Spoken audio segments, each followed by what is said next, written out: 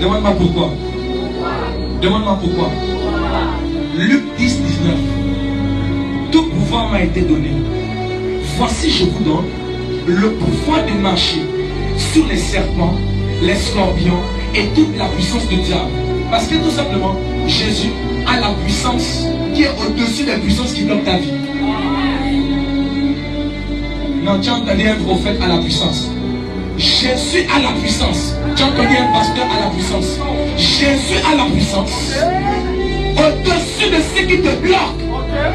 C'est pour cela que chaque fois que tu bloques avec Jésus, la puissance de l'ennemi augmente. Mais chaque fois que tu prends Jésus au sérieux, la puissance de l'ennemi diminue. La première chose, c'est la conscience. Tu sais, si tu n'es pas conscient ou conscient que Dieu écoute aussi tes prières comme il écoute les prières du prophète, quand tu vas prier, il n'y aura pas d'impact. La deuxième chose, c'est la foi. Si ta foi est aussi petite qu'un grain de sénévé, tu diras à cette montagne.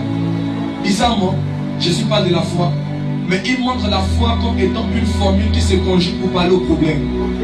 Mais toi, tu utilises ta foi toujours pour parler de tes problèmes. La vraie foi, c'est lorsque tu regardes la situation et tu es capable de confesser la réussite.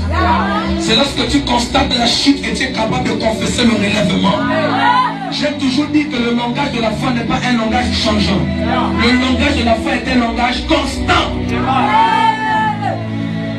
Et la troisième chose, c'est la révélation. Car tous ceux qui connaîtront leur Dieu agiront avec fermeté.